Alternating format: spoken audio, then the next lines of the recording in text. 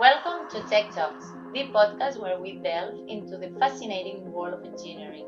I'm Andrea Ford, and today we are diving into a unique and enlightening conversation about the crucial role of women in this thrilling field. That's why in today's special episode, we have two extraordinary guests here with me. Firstly, Lorena Freire from Automation Center Barcelona, that she's an expert in technical support for OMRON products with a special focus on HMI, software, and remote connections. And I'm also really glad to present to you Asuncion Pastrana, that is the vision specialist at Automation Center Stuttgart. So, without further ado, welcome Lorena, welcome Asun. Thank you to be here today. Thank you for inviting us. Yeah, it's great being here. So, as a female engineers, how do you believe we can inspire more women to enter and to excel in similar technical positions? I believe it's crucial to make women in engineering a common sight, and this podcast is a great opportunity for it. We need to break away from the stereotype that engineering is for nerds. Engineering is for everyone, and it knows no gender. And if we look at the future, 80% of the jobs are going to be in science, technology, engineering, and math, so women need to catch onto this wave. And there's a world full of opportunities and a lot of different career paths, and it is fun. So we need to inspire the young girls to this fun with toys, with stories, with cartoons, you name it. But we also need the policy measures that support this normalcy and this excitement. You mentioned policy measures. What do you mean exactly by that? What I mean is that the government should support with some activities this normalcy and to bring this excitement on technology to children and to young girls. For instance, in Germany, early teenagers go to companies and have like a small internship where during a week they work with or they experience the real work life of a person. And it would be really interesting if young girls could shadow a female engineer for a week to find out how real life is and how fun this job can be. So, from my point of view, we first need to do the exercise to think why it is a problem that there are so few women in technical jobs. Among the main reasons to come to my mind, one is the salary breach between men and women, and the second one is the loss of potential of brilliant minds. So, the obvious reason why women are not present in tech jobs is basically because they do not choose this type of careers. And why this happens, in my opinion, there are three key factors that mainly influence the behavior of kids: parents, schools, and TV. And through this, there are two key actions that we can do. We need to provide equal education and give visibility of successful stories. Not everyone has adventurous spirit to try things that were not done before by others. You said schools, TV, and parents. Can you elaborate a little bit on these 3 points? Sure. So, how can we work on those two actions? Provide an equal education and give this visibility. It has to be through those three key factors. First of all, it is essential that parents give their children the exact same education regardless their gender.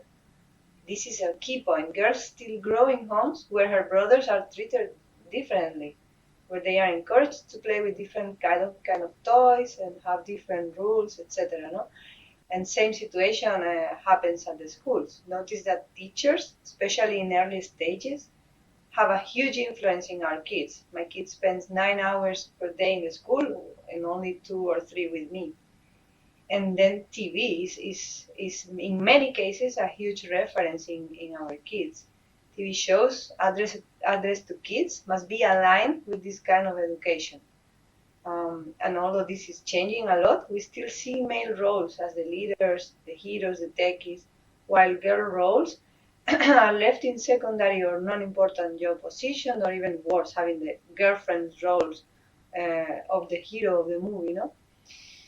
And a longer and huge debate is there with the power of the colors and the clothes. They categorize always blue and green with boys, pink and purple with girls. And not only on TV, but even in clothes. It's almost impossible to find a t-shirt in blue color in a girls section. While in the first place, there shouldn't be a girls or a boys section in the clothes, no? Could speak about this for hours, but society is always trying to differentiate us by gender. Yeah, that's true. But have you experienced positive changes regarding the representation of women in technical roles since you started? So, talking only in my experience, okay, not much. In my closest surroundings, I'm the only engineer woman in a team of almost 35 men. But there is hope. One of the girls in the department has recently moved to a somehow more tech position, and these are great news. Yeah.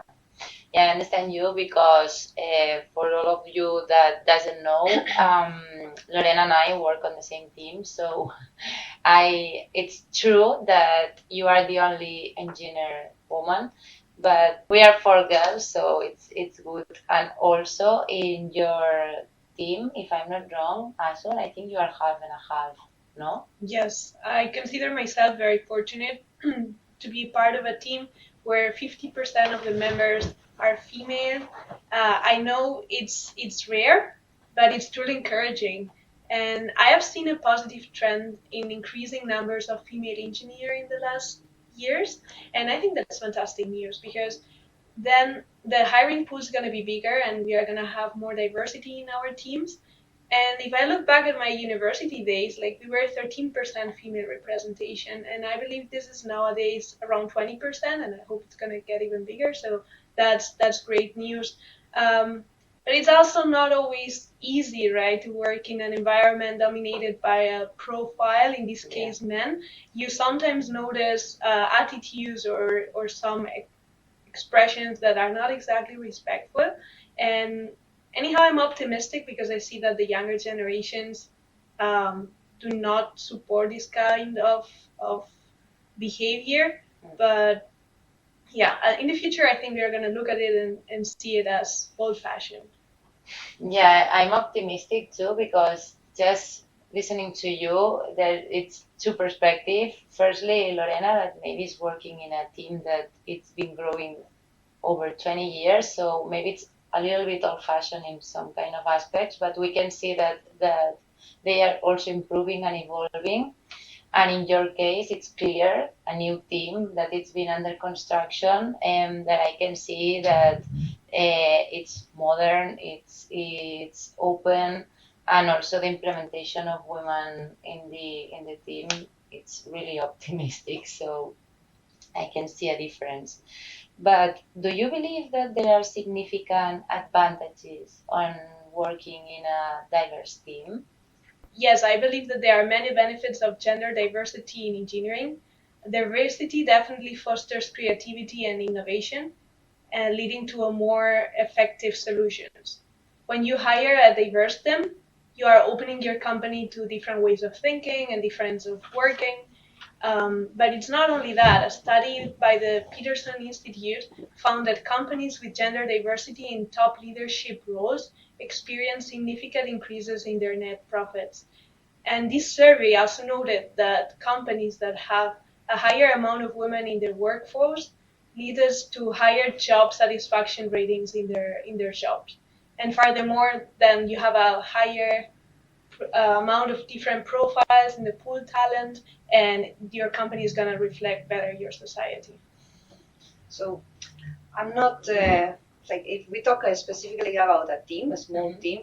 I'm not so sure that specifically a gender diversity makes an engineering team better in the terms of performance. No? I think a better performance is achieved by other kinds of diversity, such as different technical experiences, background, different ways of thinking or solving problems, and I do not believe this is something related to a person's gender. The idea of not losing potential brilliant minds, as I said in the beginning, is to have a wider selection when bringing new people to a team. Instead of having to choose among 20 people for my 19 men and one woman, you would have maybe 30 people, 15-15, right? Yeah, I think I agree with you, Lorena, because in my opinion, it's not just a matter of gender. I think the diversity in a team is it's also cultural. It's also different ages. It's also different approaches or experiences. I think this kind of diversity is what gives different perspectives on a topic. You have a wider view on an issue or something that needs to be solved or whatever. But yeah. It's really interesting your opinion on that. But moving on that, let's go a little bit more to a technical perspective. So let's shift on it. And I start with you, Asun. In your opinion, what are the most exciting advancements in vision that are positively impacting on industrial automation? I believe the biggest advancements in the field of vision is the artificial intelligence. Since we have this technology, like we are able to solve some applications that earlier were impossible, that we couldn't think that this would have a solution. And it's a game changer. It's totally a revolution. And of course, in OMRON, we are already integrating the solutions to our vision controllers, and we are working to stay up to date with this super fast changing technology. And regarding this super fast changing technology, how do you stay updated on the latest trends? Well, apart from seminars and traditional trainings, our colleagues from Japan, every time that they develop a new tool, they prepare some training for us. And then our task as the Automation Technology Center is also to spread this knowledge to the rest of the organization. Yeah, now that you mention this, I know that in Automation Center here we develop and we conduct a lot of trainings in which you know, Lorena, normally are teacher on them. Can you please explain? Yeah, sometimes several occasions. How do you prepare these kind of trainings or webinars? Yeah, sure. So there's a first phase of mastering the topic and knowing very well the product or the technology that you want to pass on. In my case, I like to check very well the audience that I'm going to prepare the training for, to adapt a little bit the content that I create. Yeah. And could you explain a little bit if you are involved in some project or how your day-to-day looks like? Yeah. So in my case, I'm always working with developments of NA-HMI because I try always to extend the functionality of the product as much as I can.